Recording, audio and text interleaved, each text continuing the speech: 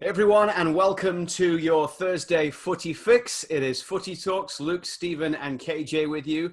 And right off the top, I want to say thank you to Michael Bradlley, who is going to be joining us this week as our very special guest, Toronto FC captain.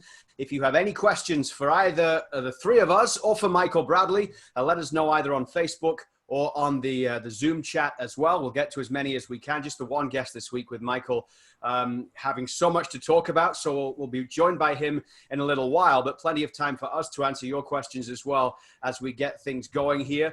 I'd like to say thank you to Benjamin Moore. This show in partnership with Benjamin Moore, and their retail locations are open for business now. So no point now putting off all those jobs you've been waiting to do, KJ and Stevie. You get to Benjamin Moore. I'll speak to someone at Benjamin Moore, see if I can get some fresh white paint, KJ, to do the job. You might need it, mate. There you go. I'm not the handiest man. I'm not going to fib. I'm not going to fib anybody. I always say I'm a decent assistant. As long as somebody can let me know the instructions, I can follow through. Okay, I know otherwise, because I was invited to Christian Jack's at the weekend on Saturday for a nice little pool party with my kids. And he's did this lovely little stone arrangement look. It's fantastic. A lot of work into that. A lot of, grunt work, I should say. A lot of muscle went into lifting these stones round. Lovely little design, nice little lights round the fence, and magnificent cake. Thanks, mate. Thanks. Yeah, like I said, I was just carrying the rocks from the car, and then the girls in my family were the ones who made it look pretty. But carrying 49 bags of rocks is not necessarily an easy thing to do. So. But yeah, thankfully I was able to get through that. But that's about as good as I can provide, I'm afraid. I'm impressed. That's more than I could have done. My wife does everything around here. I can't. I'm not a handy person. There's a lot of things that we really have in common, all three of us, really, isn't it? I like the setting that you got today, Stevie. For those of you who don't know, Stevie's background is the ESPN Wide World of Sports complex, which is going to play host to the MLS Is Back Tournament, which is just under 2 weeks away now from kicking off. We now know the schedule. We know how things are going to play out. I was up late last night starting my big KJ-style notebook. Nice. Unfortunately, I've left it downstairs right now, so I haven't got the benefit of the schedules close by. But I'm sure KJ's already got it to memory. But, I got excited for the start of the Major League Soccer season, guys.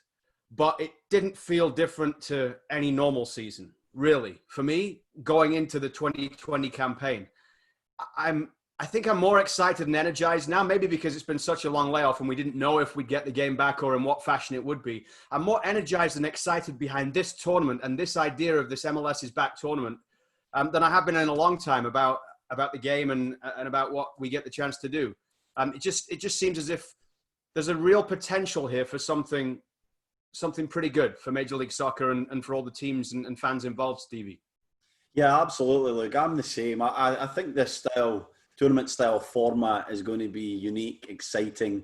I think it's going to have a bigger splash than just getting back into regular season games that we've seen in other leagues around Europe. So it's going to be great. I was reading some of KG's tweets yesterday about, A1 gets a good path. He loves that stuff, doesn't he? He loves that stuff. He loves it and he knows it all, but it got me excited. It really did. And I'm looking at who's Group A and reminding myself who's Group D in terms of, what number of groups or letter of groups, I should say, that the teams are in. So it's going to get real very soon, KG, isn't it? And it's hopefully the football's going to be good. And, I've got a bit of sympathy for the guys because it's going to be hard to be up and running immediately. But I hope they find their feet quickly and they can play in the humidity and the heat of Orlando and put on some nice spectacle football matches for us to watch. Yeah, I hope so too. I went on a conference call yesterday with Mark DeSantos, and he actually thinks that they'll be really open. The games will be really open because of the no matter what you can do about getting up for fitness levels, they're not going to be ready to go. The heat, what do we know about fatigue? It leads to space, and space leads to goals. So let's hope that can certainly happen. And I think in the Premier League we've seen the opposite of that, but I do think that is a league traditionally blessed with so much attacking talent that the rhythms and the combinations are just not there right now, just because they haven't had that time to play every single week with each other over the past 3 or 4 months. So I think the attacking football has a little bit dwindled that. And we always say, nothing taken away from it, but the easiest thing to do when you just get a team together is to start and be solid and be difficult to break down. And I think that we've seen a lot of those teams in the Premier League do that.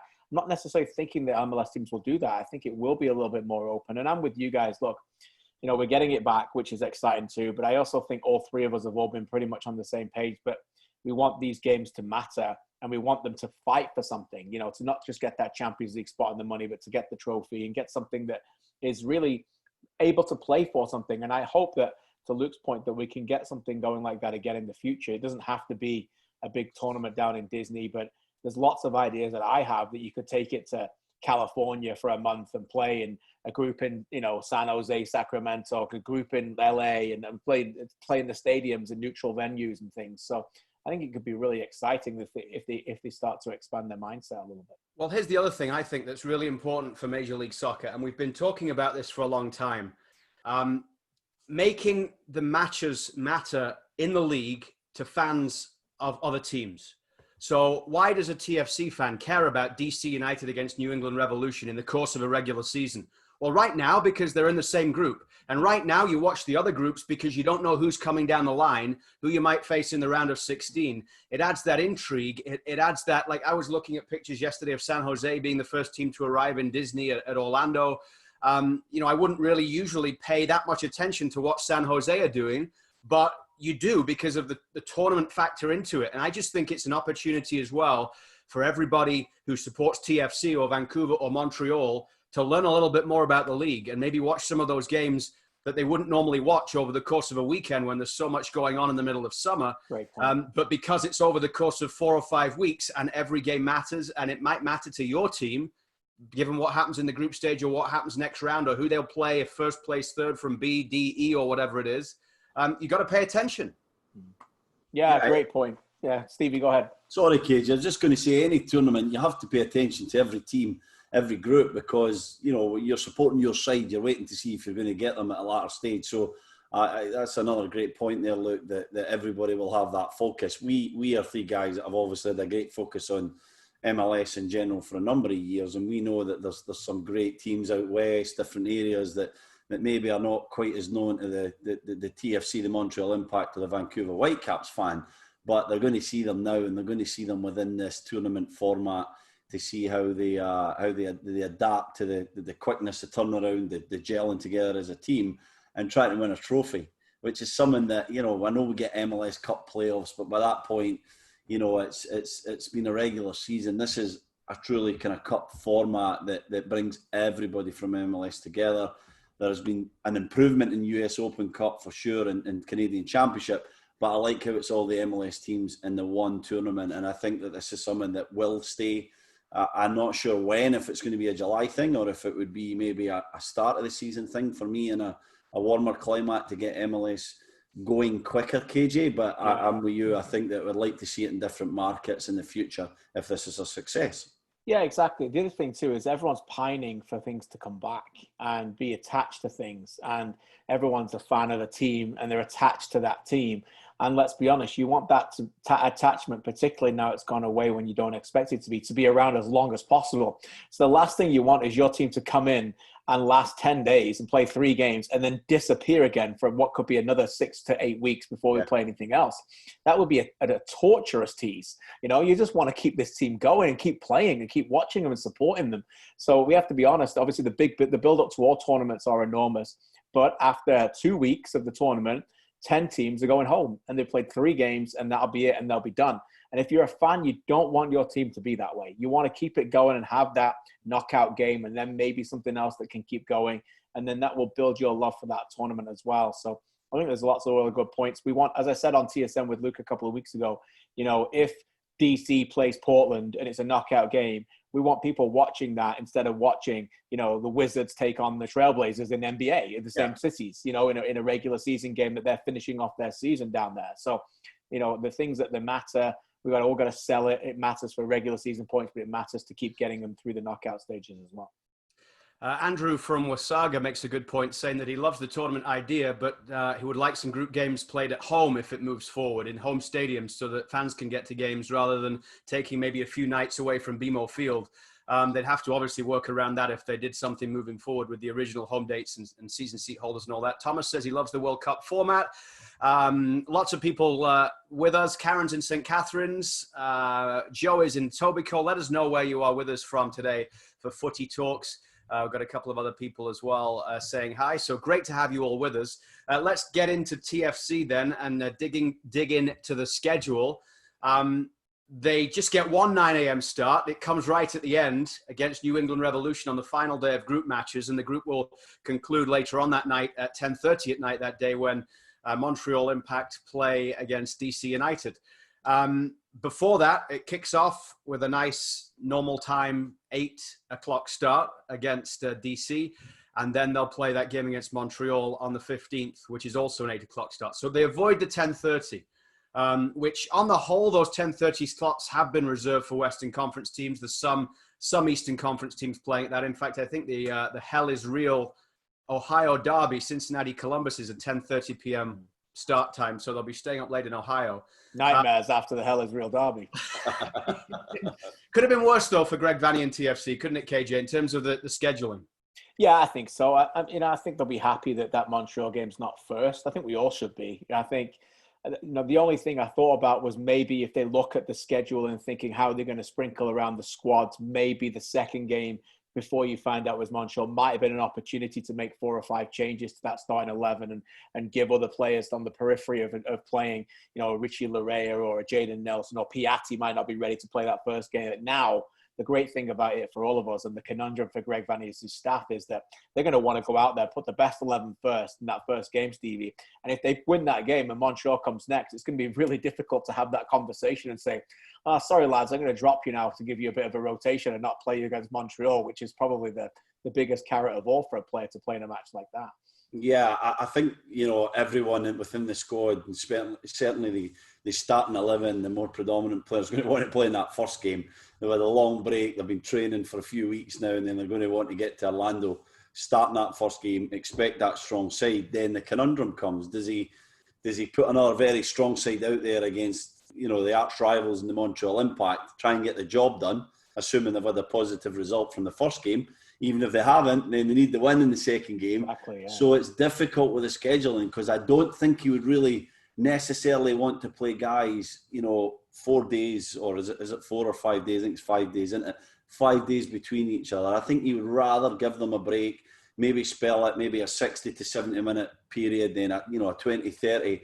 But now I think that he's got a bit of an issue with that Impact game being in the middle. He's going to have to be careful in terms of injuries. Doesn't want to get players injured if they are going to progress. But the main thing is that you get the positive results. So I don't know what he's going to do there. I actually honestly think that he's going to change it around for every game, all 3 games. I think we're going to see a decent amount of balance. He is a guy that's been very strong before in the past about, tough away trips to the West Coast, to Seattle and different places, changing the entire team, thinking about the load on the players.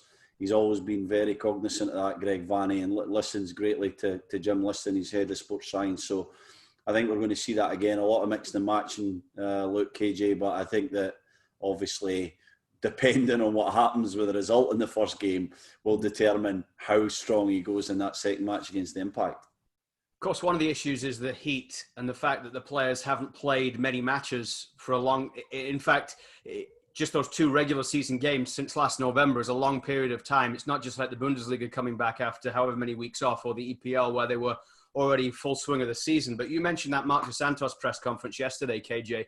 One of the things he said was, and you're the kind of guy that studies all these types of things, so you might know it in more depth.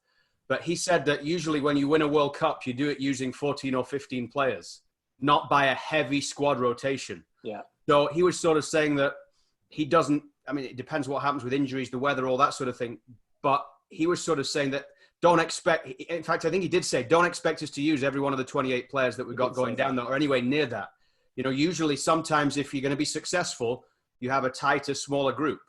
Yeah, he did say that, and we have to, maybe preface it by saying that there's certain teams have certain different things and boxes they want to tick. I do think the Whitecaps have an enormous amount of pressure and they have to get out of the group.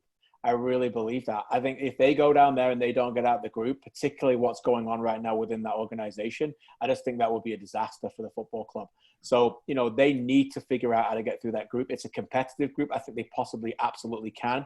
Seattle, as I said before, are not as strong as they were. You'd expect them to beat them, the Whitecaps, but it's the last game of the group stages. You don't know what's going to happen. And in Dallas and San Jose, they have teams that will always give you a chance, always give you a goal-scoring chance, although there's a lot to like about the way that they go about it, and they're all different tactics. I think what we've heard from Greg Vanney, and I think he said it in your interview, Luke, was that they, of course, have things that they want to accomplish, significant points for the regular season. They want to win the whole thing. But one of the many things that he listed as being one of his priorities was getting some young players some minutes. So he's going to figure it out. As Stevie said, I'm not going to get into this today with Michael Bradlley because he's not going to tell us this, but none of us should be surprised if Michael Bradley's on the bench for the first game.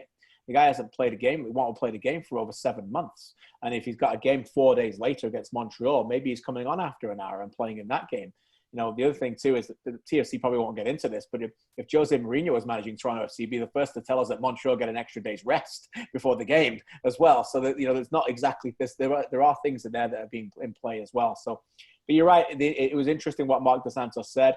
Now, I always go back to 1996 Euros, Italy made a massive mistake resting so many players. It cost them to get through the group. Saki, that was an enormous reference point for managers looking at that. The team was flying and they couldn't get through the group. I went to the game against Germany. They 0-0. They got pushed out. It was a massive shock. And he came back and said that he let too many players go. He let too many players off for that game. So you're right. If you really want to get through the group, and I think you need 4 points. You get 4 points, you're in. In this format, there's never been a team who's got 4 points in the past and hasn't qualified for the last 16. I think that for teams going into this group stage has got to be the mandate. Get to 4 and then see what happens after that, Stevie. Yeah, normally we see the big teams at the World Cups and that play the strongest in the first 2 games, achieve qualification, then a really drastically changed team. Maybe some guys that he thinks he might lean on either off the bench or some positions that he has some doubt over, the head coach later on in the tournament, they'll get a start. So I think that would be the kind of dream scenario of every coach, that they head into that third game with maybe 6 points would be ideal. They know they're going through and then they can rest and they can change it around. But different teams, I think it was you, Luke, or KJ, you had a great point there. Different teams have different objectives, Some teams will be putting some real emphasis on this 3 group games, the regular season games, the points, going towards what they feel is the most important playoffs, which will be at the end of the year, hopefully.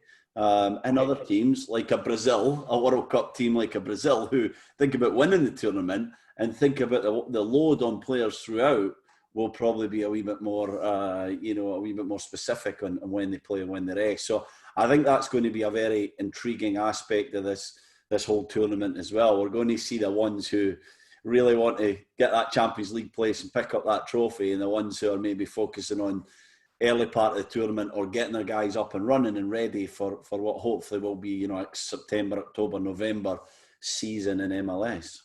The tournament gets underway on the 8th with Inter Miami against Orlando in that big Florida derby down at ESPN's Wide World of Sports complex. Every one of the 54 games of the tournament will be broadcast live on TSN. TFC kicking things off a couple of days after that on the Friday night against DC United. Just before we get a question from Joe, just because you mentioned the Euros there, one of my favorite Euro goals of all time, I saw it on Twitter today, just happened to be on this day in '88, the Van Basten goal in the Netherlands in that Euros. Yeah. It's the anniversary of that goal today.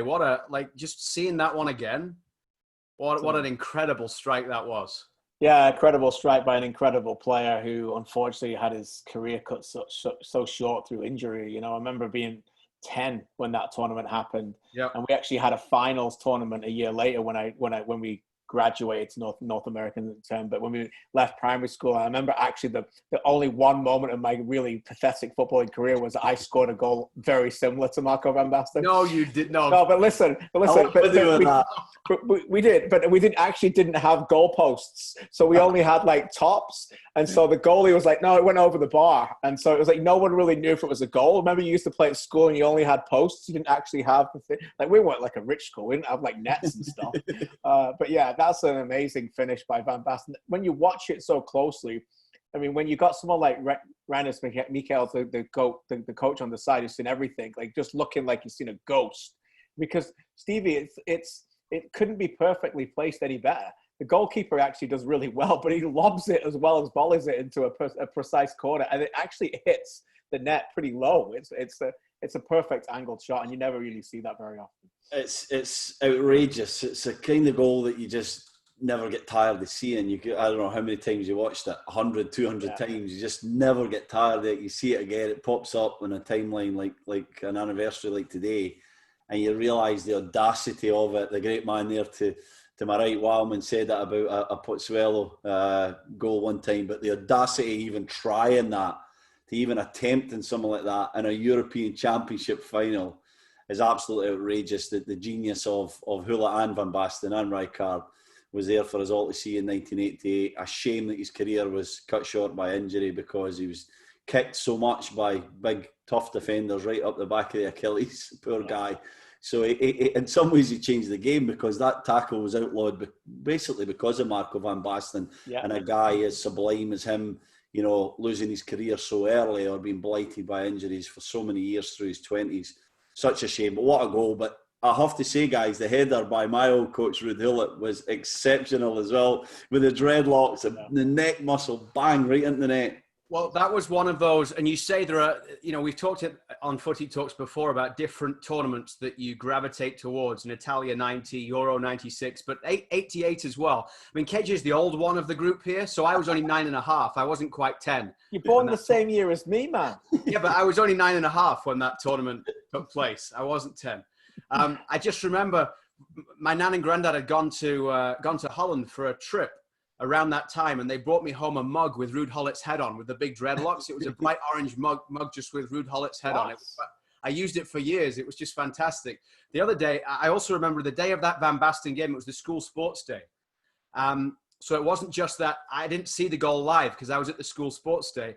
Right. I actually won the welly wanging tournament. Right? Which, say that 5 times fast. For those who are thinking, what's welly wanging? It's basically just a Wellington boot, and you full of water, and you throw it as far as you can, right? Yeah. And that was as good as I got at the school sports day to win. I was more of an egg and spoon man myself. I got a trophy for it, and I think I've actually brought the trophy over here because it was so. I can remember being 7 years old, and I was at a campsite in Dunkeld, which is on the coast of Scotland. And I was up there with my gran and grandpa, and I love football so much. 7.5 at that time. I was so much younger than you two guys. I wanted to get that in. And I was in this communal TV room. There was one little TV, and I was watching. I'm sure it was the Soviet Union against the Dutch, the Netherlands. And my brother and I, Gary was there. He was only, 5 or 6. So we were watching that game, but it was just a bit early for me. But what a tournament. I can remember it captivating a lot of people, especially with Republic of Ireland playing England as well, KJ. Yeah, England were dreadful, weren't they? Another major tournament where they let us all down. Talking about memories when you're 8, when I was 8 years old. I went on a Cubs camp with the Scouts and the Cubs, and it was just after 1986 World Cup, and we're all playing footy. And one of the games, they had this big caricature of Maradona punching the ball in the net, and you had to win by kicking the ball at his head. If you kicked the ball from distance at his head, it knocked the thing over, and you were the champion because everybody couldn't stand Maradona. That's what I remembered as an 8-year-old. Yeah, Maradona, the villain. Inter Miami just signed Brek Shea, so another club to add to the list of Brek Shea's. It's been interesting to see all the different teams, and some of them are adding a few more players in time for this to be able to have a little bit of a bigger squad. Joe asks, are a fully fit Toronto FC one of the tournament favourites? Or will a team more accustomed to the heat and humidity be better suited to win in Orlando? Stevie, I remember you must have been there in Orlando for pre-season, albeit then it's February, March time. I was down there the year that TFC had Julio Cesar, they signed Jermaine Defoe that year, right? You were there then. I was there. Yeah, I was there. Yeah, I think in that year, the last game, I believe it was that year, we played against Flamenco under 23s. They were invited to tournaments. It was just a bunch of young kids. I mean, some of them probably went on to have great careers, but because of the heat, because of the technical qualities of that side, they gave us a right doing that day. It was about the 70th minute where we started to use our experience and our physicality and sort of got into the lads a little bit and taught them what it was going to be like when they became true professional players. But their movement, their play was really exciting. And the reason I make that point is I think somebody like Dallas, who are in the Whitecaps group, of course, might be quite interesting. They're young, they're used to the heat, that, you know, they won't need as much recovery, you would think. So they might be the kind of team that could surprise us. I do think they have some very talented players, Dallas. And when you think about tournament favourites, it might not just be the sort of NYCs, the TFCs, the Seattles, who have been perennial candidates for MLS Cup for the last few years. It might be somebody like that, KJ, who could shock us and be ready. Oh, yeah. I mean, I think, you know, I'm not quite sure as I would go as far as say Mark Dos Santos, but Mark Dos Santos makes a good point. You know, he said any team can win this. You know, I wouldn't necessarily go that far because I do think there are significant haves and have-nots in MLS, but there's a lot of teams that can win. As for the question, I think TFC absolutely have to be one of the favourites. I think it helps in terms of the climate that, I think Greg Vanny told us this, that everybody in their group is all coming from a northern environment, so you haven't got really any advantage. Anybody there, you know, you got DC, you got New England and Montreal. I mean, happy days. Everyone's going to be feeling the same way.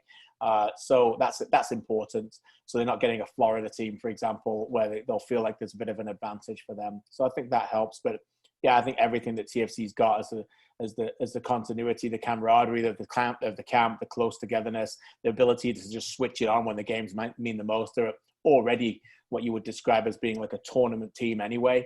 So I think there's a lot of things that they can play into. And yeah, as for others, you know, I think of a team like Minnesota I like a lot. I think they could be a massive dark horse in this tournament.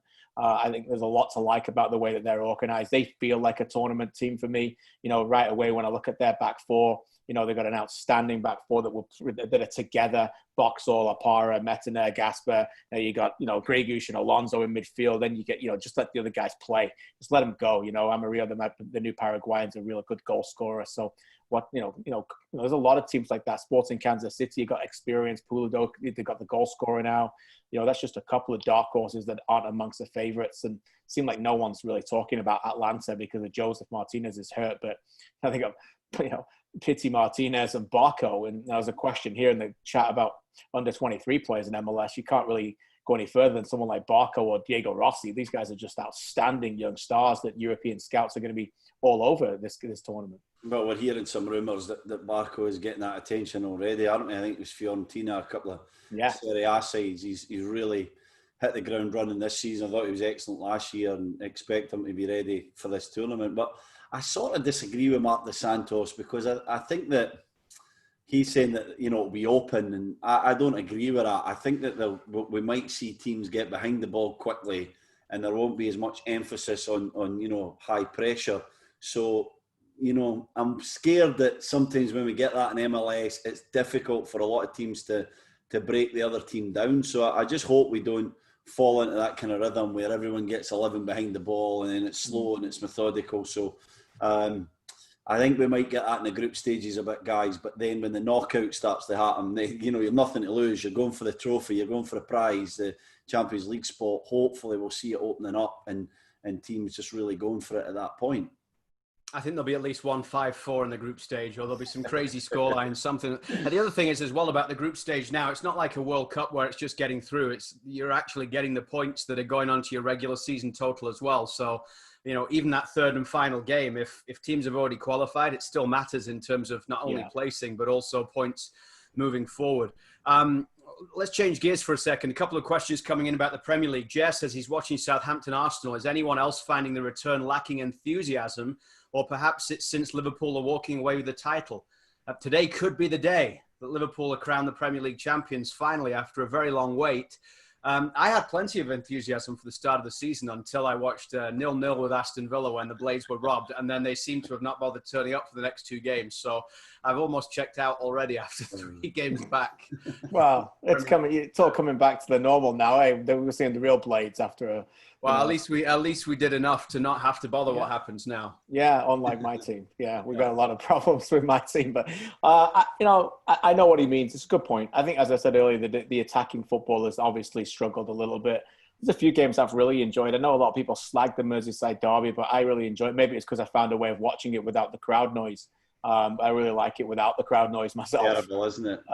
It's just, some of the crowd noises are just some of them are okay, and then most of them are just way off. So if you can find games without it, that's my preference. See, I thought that originally, and I'm now a big crowd noise fan.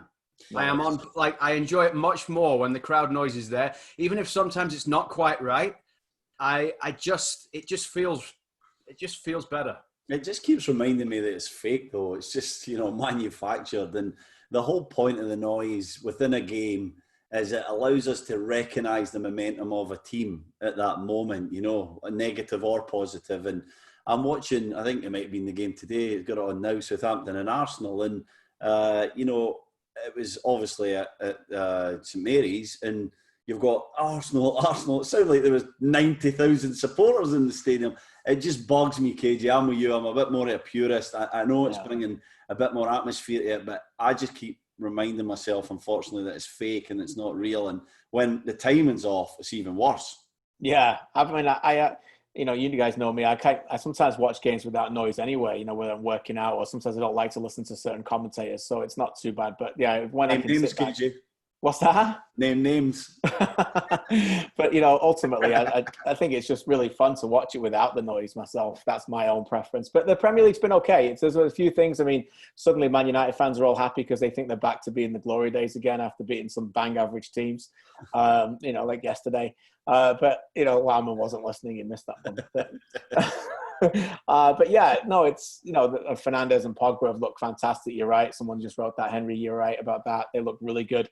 The big question, of course, about Paul Pogba is he doing it to be in the shop window, or is he doing it because now he's committed? We'll figure that out in the off-season, I suppose. Arsenal, I mean, I know they're playing right now, and Alex McCarthy basically handed them a goal, but teams are complete and utter shambles. They've just got a lot of work to do with that club.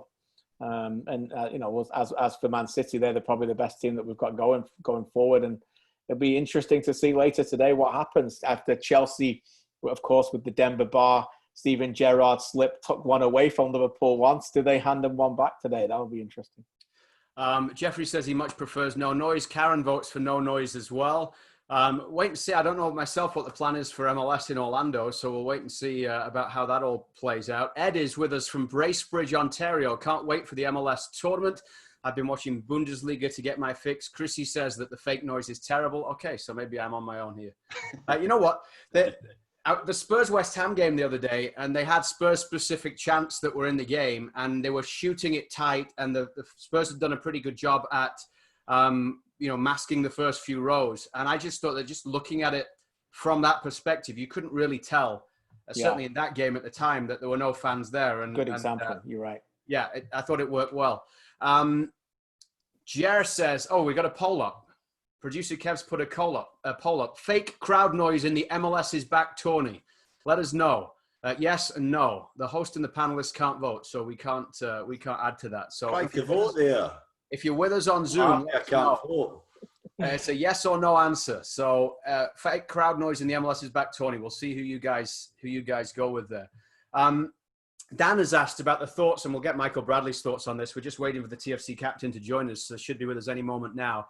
But he says thoughts on the health and protection of players and staff in Florida during the tournament. Easier for us to say because we're going to be calling it from here in Toronto, not having to go down there. But if you're inside that MLS bubble and everyone is doing what they're supposed to be doing and adhering to the requests of social distancing, mask wearing, not going outside that bubble, then theoretically, and I understand the hotel workers, all that sort of thing, are going to be going out into the community. But MLS is working hard to create a very safe environment, and the players should be just as safe there than they would be if they were out in the community, Stevie. Yeah, I think so. I think the whole point of this bubble is the right way to go about it. And I understand that, like you said, look, there will be staff and there will be people that are out with the bubble moving back and forward, but I'm sure there'll be protocols, there'll be certain testing, they'll be making sure that goes as smoothly as possible. And let's face it, we're at a certain amount of risk wherever we leave our doors, wherever we go to a supermarket, we go anywhere. More and more things are opening here in Toronto, Ontario, never mind all over North America and the world. So there is a risk. You just have to stick to what the experts are telling us. Wash the hands, wear the mask whenever you can, and be vigilant and be careful.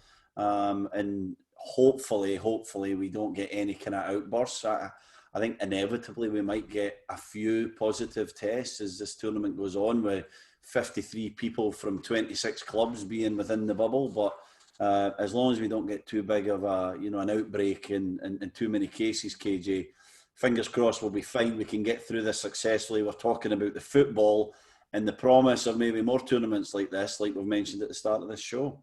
Yeah, I think so. I think when the players I've spoken to have all been pretty consistent. There's obvious trepidation there. I think how can there not be?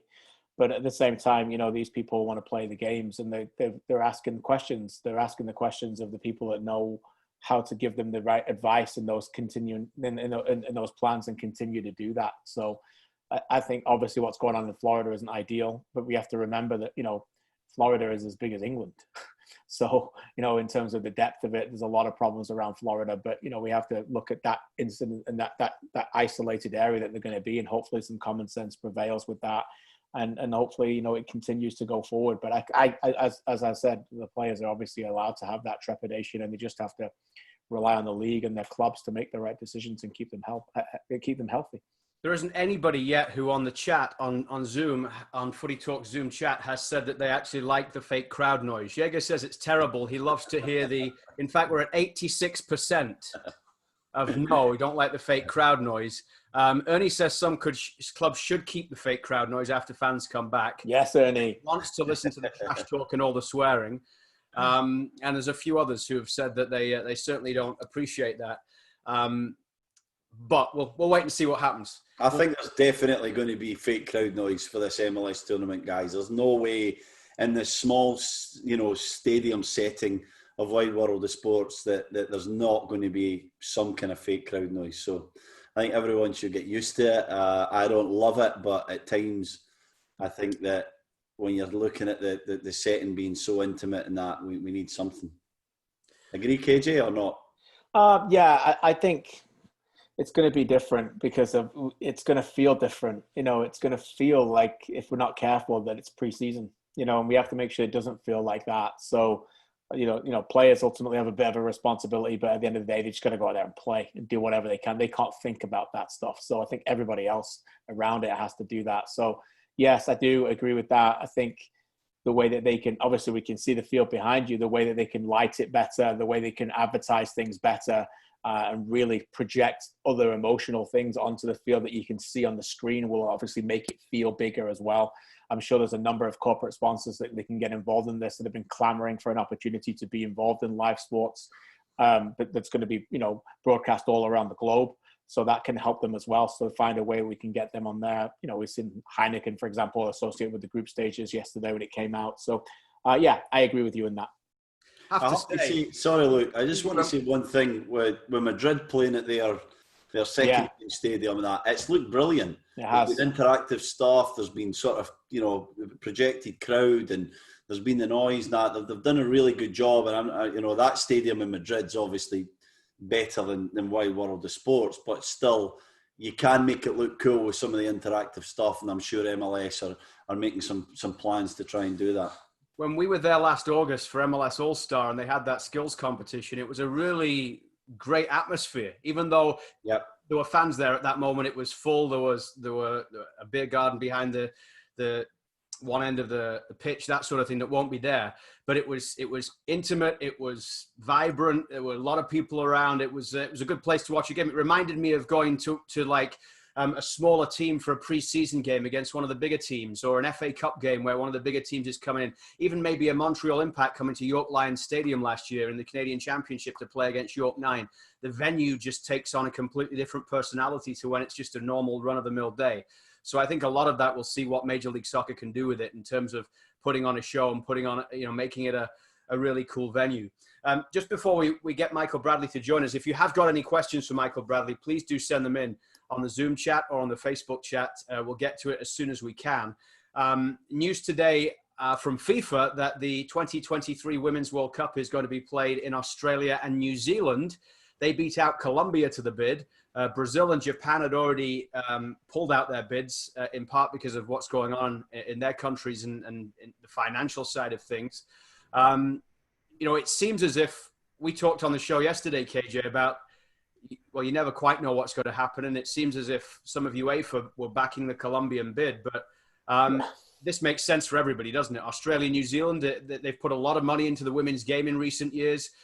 They can put on a good show. I saw today, even before, as they were waiting for the announcement, the Sydney Opera House with those fantastic white sails all lit up in the green and yellow with players' faces on the side.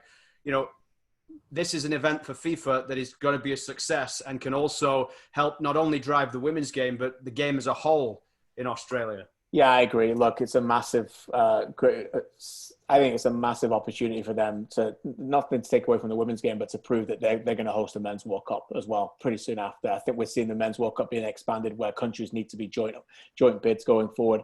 Australia and New Zealand will do a magnificent job with the Women's World Cup. I'm really pleased for the Women's World Cup in the game that they get to go there and showcase their skills to an audience that will appreciate them, because the both countries I've been to, they both really appreciate top-level sport, great hosts as well. I was in Australia for the 2000. I didn't go to the Olympics, but I went to the Paralympics, the 2000 Olympics in Sydney. Backpacking, I couldn't really afford to go to the Olympics at Sydney in 2000, but I was able to go there for the Paralympics. But there's just the whole country just unites around those tournaments. And there's a feeling down there sometimes that they feel like from an international side, left out a little bit, just geographically how far away they are from everything else in the world. And that's why, their own leagues and their own sports, like, their own rugby league and their own cricket leagues and things, that they work so hard to ingrain that into them, because really then they go, try and prove to the rest of the world that they can compete in that. But that, for me, it's the right decision. Colombia looked like it was going to really come close to winning this when UEFA went that way. But I'm pleased for them, Stevie. You? I definitely am, KJ. They always put on terrific events. I'm so confident they'll put on another world-class event. I'm pleased that New Zealand get a bit of it as well. I'm glad that it's a dual one, because I think they deserve that, the strides that they've made within the women's game, and I think they could be pretty competitive as well as Australia. So, I always feel for the other nation, and I've got to be honest, I don't know too much about the terms of the bids, the infrastructure of the bids. So, nothing against Colombia, but it's nice to see it go to, a country like Australia. And I think that this will prime them for the Men's World Cup, which is inevitable in the future, the near future.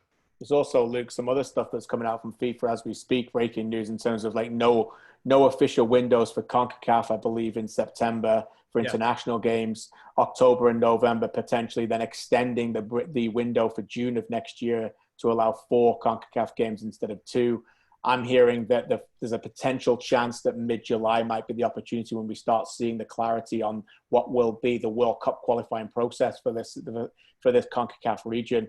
Talking to a few people within that industry, there's so many layers that need to go through. Everybody at the beginning is talking about what's World Cup qualifying going to look like, but there's so many other things into that. The Nations League, the qualification for the Gold Cup is preceded into that.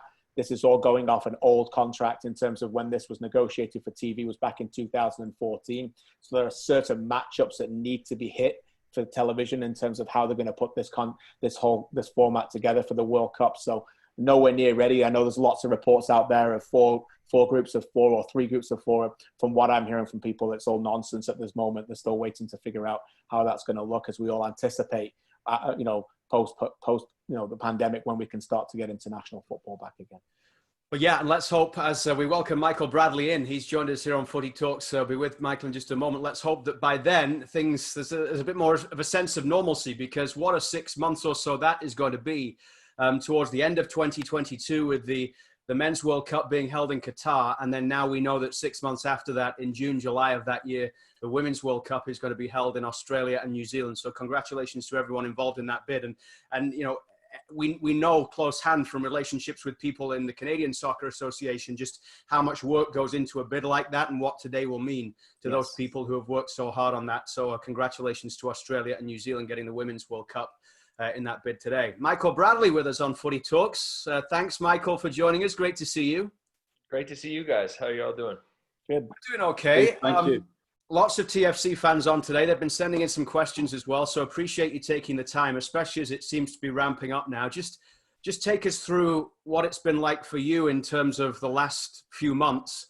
Difficult for everyone in different situations, although you were still allowed to have some contact in terms of your recovery as well. So maybe a little bit more of a sense of normalcy, not just being stuck at home all the time. But How did that all go, and what's it been like for you and for your family? Yeah, I mean, look, it's been a crazy stretch. There's no two ways about it.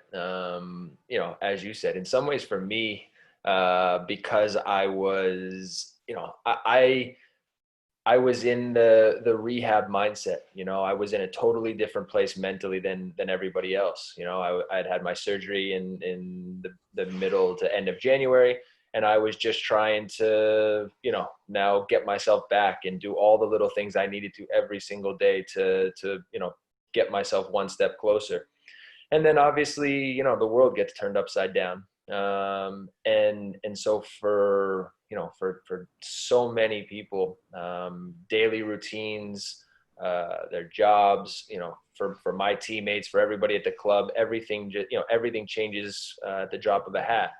For me, obviously it was about, making sure that our family was healthy and safe, and finding the right ways to settle into new routines. But for me, I was lucky in that my rehab didn't skip a beat. The club did an incredible job making sure that I literally, I mean, I missed like 1 or 2 days right when everything initially shut down, just to let they gave the training ground a really deep clean, and made sure that everything, there wasn't a stone left unturned. But after that, I was in there every day, with the physio who was working with me, and we were at it. So it's been nice to now see more and more people get back on the inside of the building over the last few weeks. I joked with people. It was like,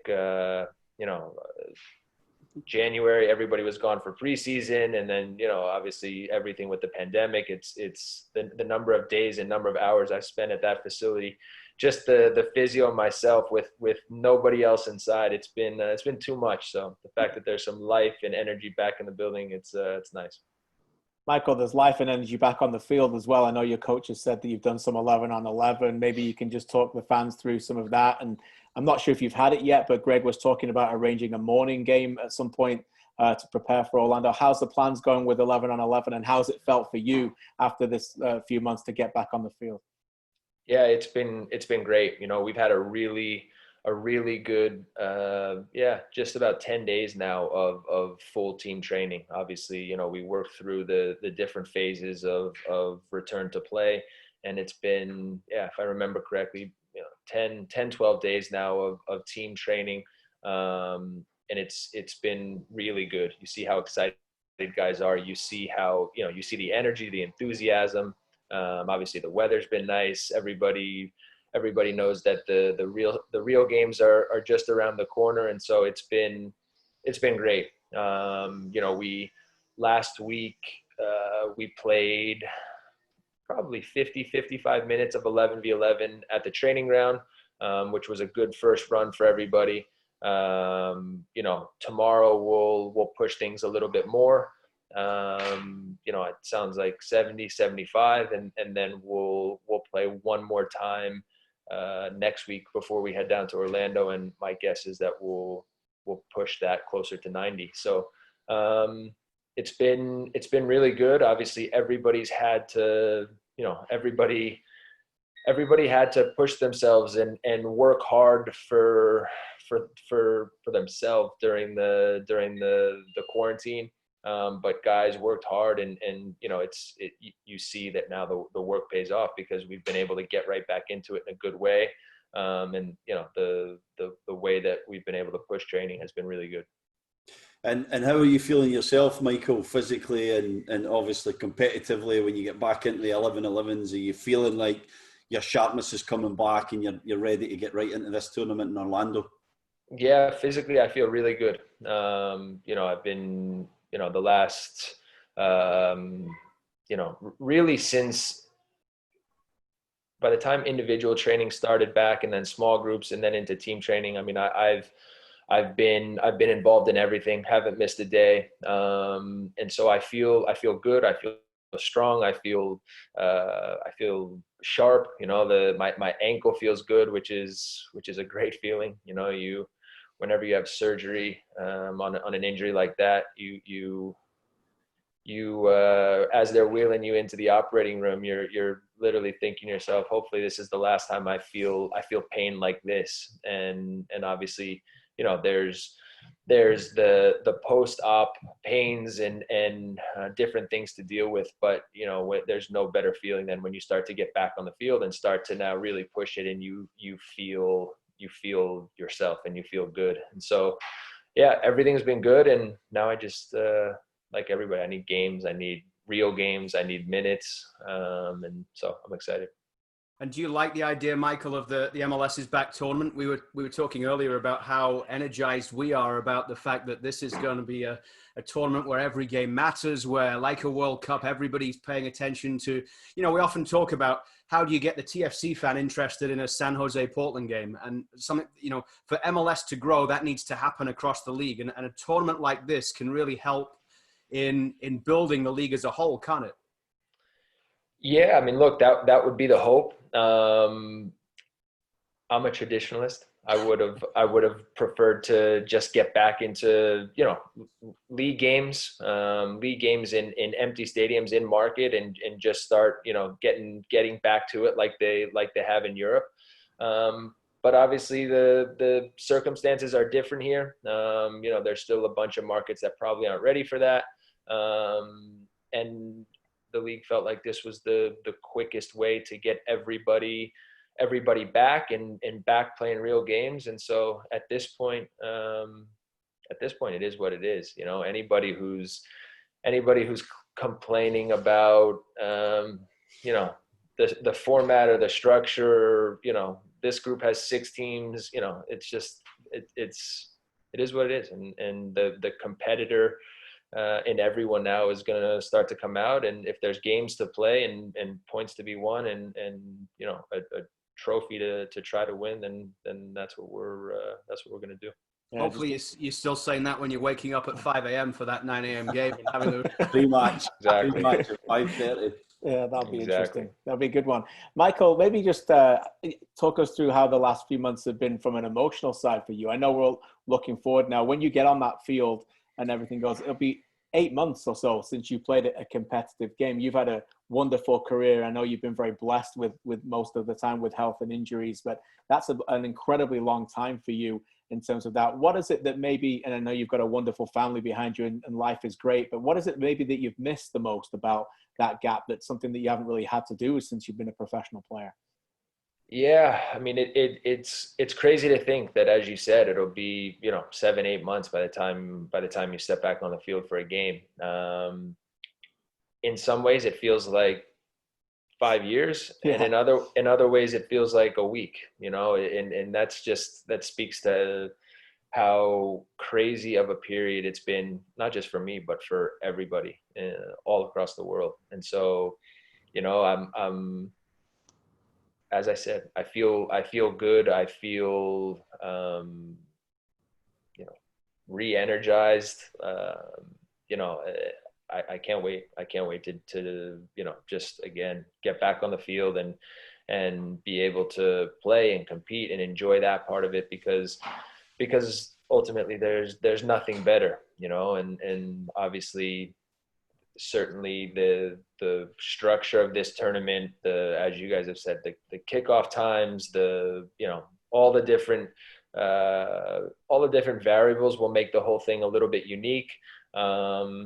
It's also interesting in that, you know, obviously I'm coming off a longer period without any games, but, you know, by and large, so is everybody else. Yeah. And so it's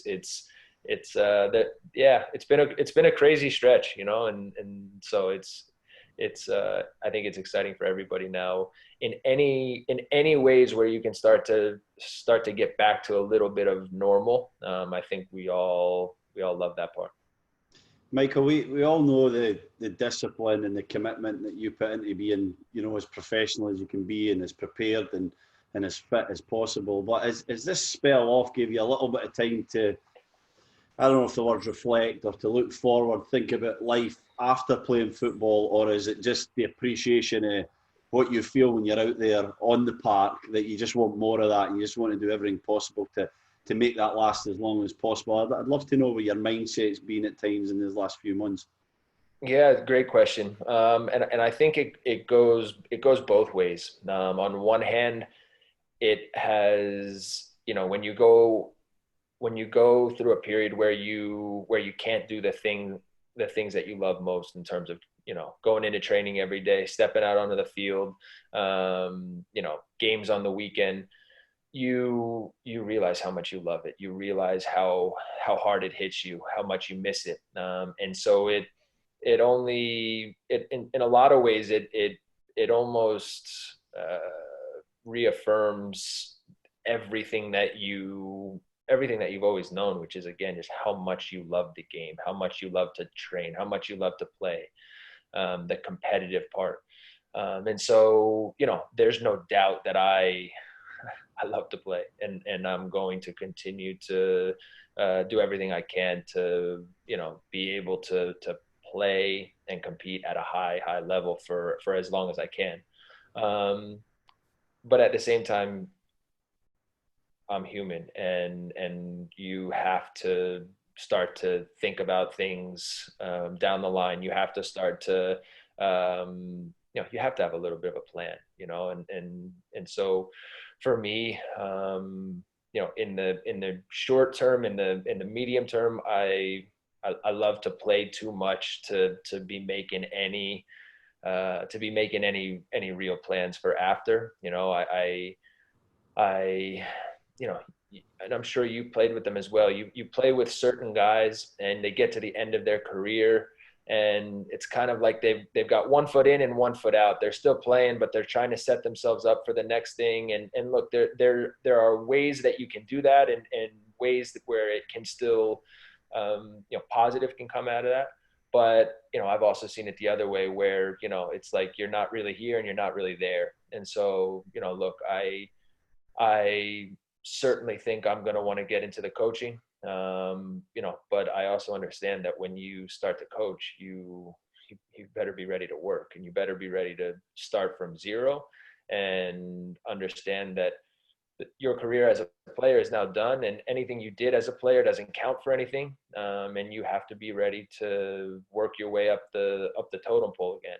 And when that day comes, I'll be ready to do that. Because again, I know that you've got to earn everything. But like I said, for right now, that's still a little ways off for me. Lots of comments from TFC fans on the Facebook chat and on Zoom as well. Day one, as Rob and Bob say, looking forward to seeing the captain back on the field. Mike Newell says, more of a statement than a question for Michael. Thank you for your words regarding Black Lives Matter. It means a lot to TFC supporters who are people of color. One of the things Greg Vanny said to us last week when he was on the show, we were talking about how we had Kevin Kilban on, who played at a World Cup with Ireland. You've played at a World Cup as well, Michael. And we were talking about how, obviously, when you're away with a group of players, you have to like each other. Usually to be successful, you have to get on with each other. We've seen numerous different teams fall apart in those situations because they just have problems gelling as a team off the field as well.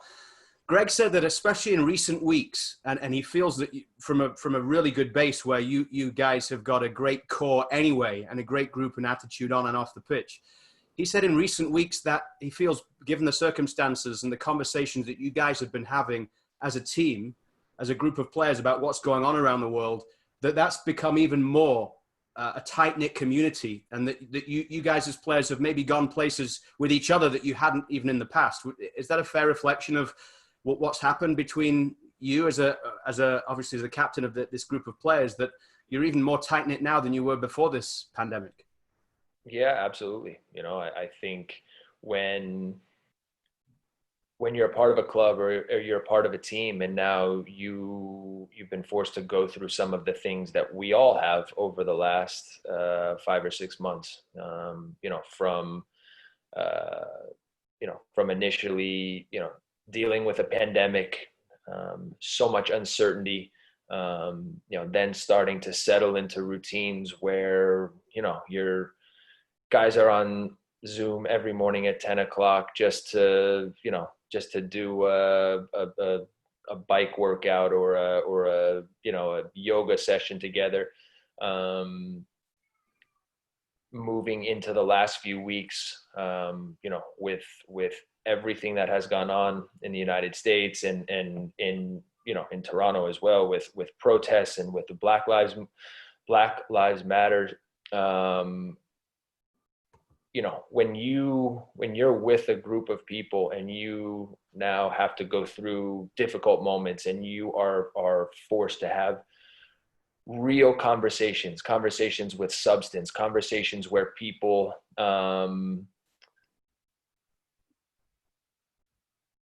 share their heart and share their soul and you know, are now, you know, given real honest opinion on things.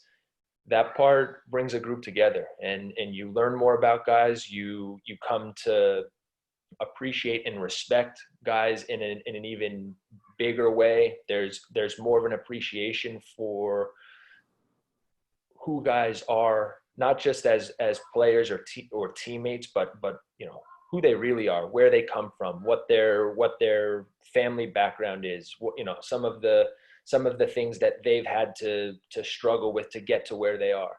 And so, you know, I think, yeah, I would agree with every part of what Greg says. I think we've always had a great group here. We've had some incredible experiences, you know, some incredible experiences on the field, but then there's some moments and experiences that go with all of the on-field stuff that a lot of people don't even know about. You know, time spent together off the field. You know, preseason in Mexico City. You know, nights playing. You know, poker and you know, in the middle of in a hotel in the middle of nowhere. I mean, again, just you know, experiences that have really brought the group together. And I think the last few weeks and the last few months has only done that even more. You know, I'll give one more example. The way that our group was able to stick together and really engage one another with all of the CBA stuff. You know, I mean, to see how engaged everybody was, to see how you know, how guys were going out of their way to make sure that you know, we got certain messages translated in Spanish, translated in French. I mean, that part was special. And so, you know, we talk about it all the time. I'm sure some of you guys get tired of hearing about it, but we really feel good about the group that we have, and it continues to get better all the time. It certainly shows on and off the field, Michael, and you know, you deserve a ton of credit for that. You know, you've not really mentioned yourself, but the leadership group at that club and the culture that you've helped create, you certainly deserve an incredible amount of credit for that. And I wanted to say that you mentioned the words there, appreciation and respect. My appreciation and respect for you continues to go up and up and up, personally as well as professionally.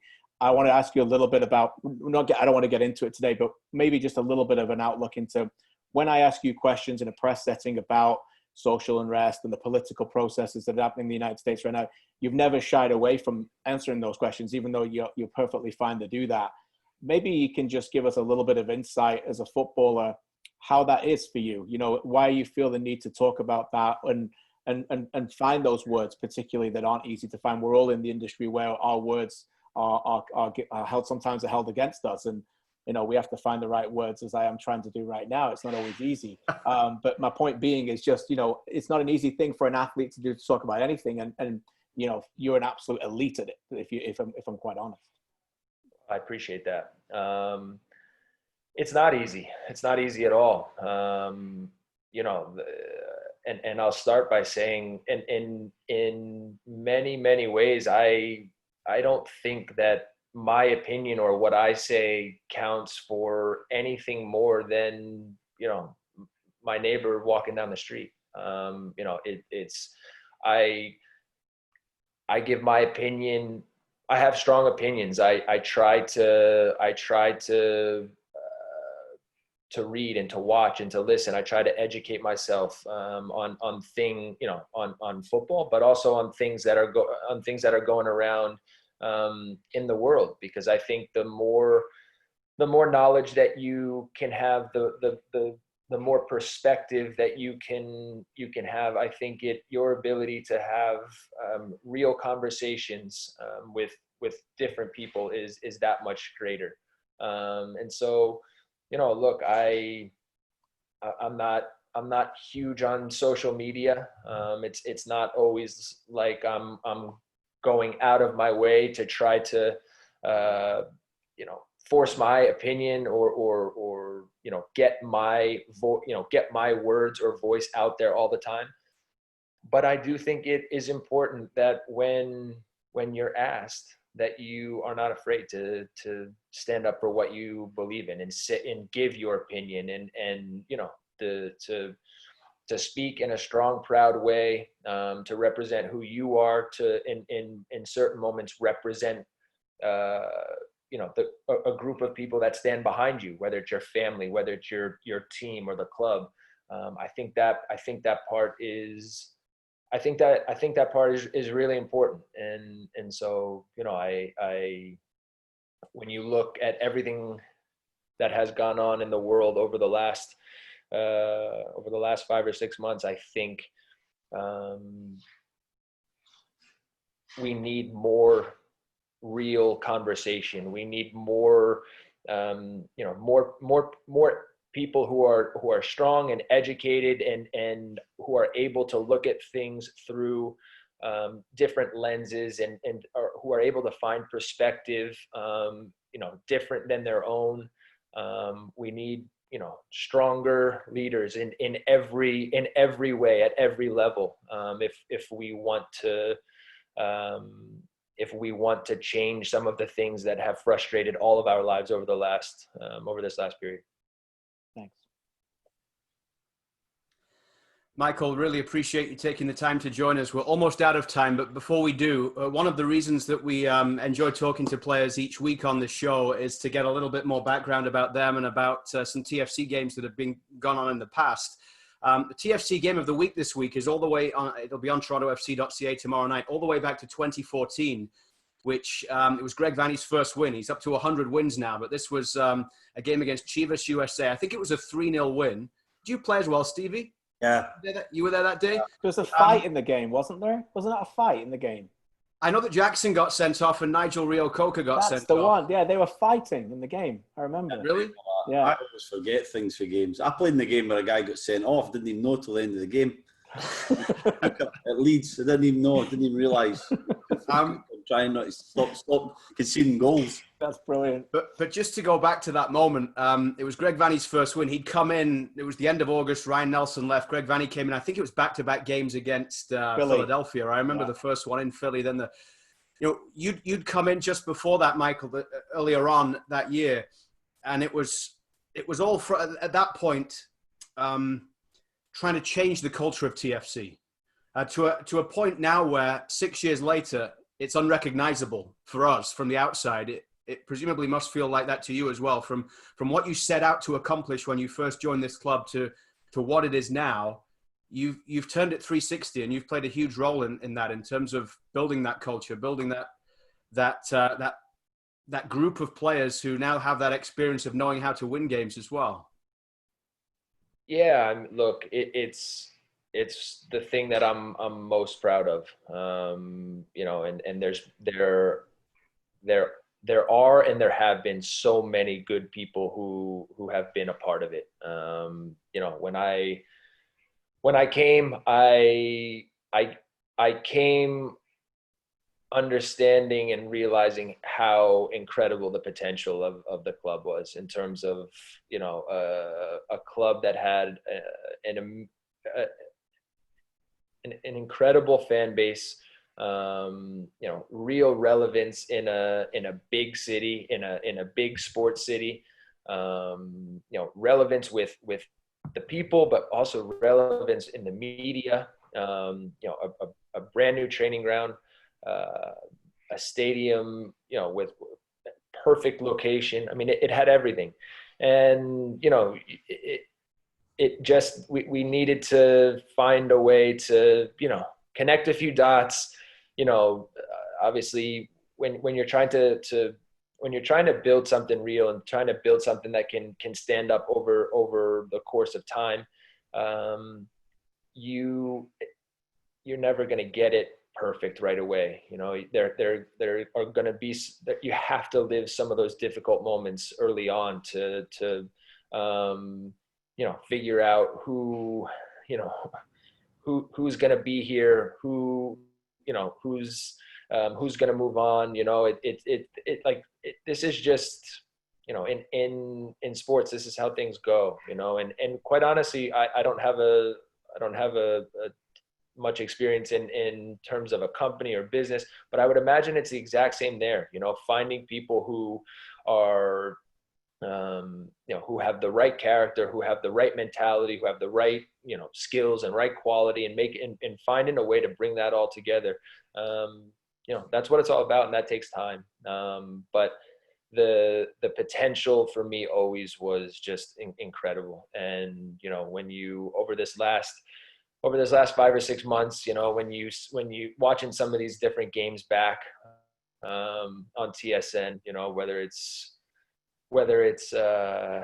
you know, playoff games from any of these years, playoff games, Champions League games, you know, derbies against Montreal. I mean, it just, we've had so many incredible special nights at BMO where, you know, I get my car afterwards and you're as I'm driving home on the, you know, on the Gardner, and you look over and you see, you know, the empty stadium with the lights still on, it's like, you know, man, what a night again.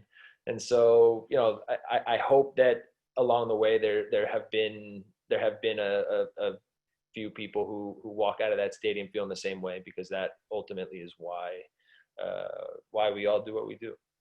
Last one from go KJ. Sorry, last one from me, Michael. Again, thanks so much for your time. You've been very gracious. Greg Vanney obviously went from win 1 that day to win 100 right now, a centurion. You said earlier about coaching, and I think all of us who are around you would never be surprised to see you go there. When you do become a coach, and hopefully it's a number of years away yet, I'm sure you take away everything from coaches that you've worked under. What would you take away the most under Greg Vanney that will help you succeed as a coach? So much. You know, his ability to engage everybody around him, you know, his ability to, you know, Greg has no ego. Greg is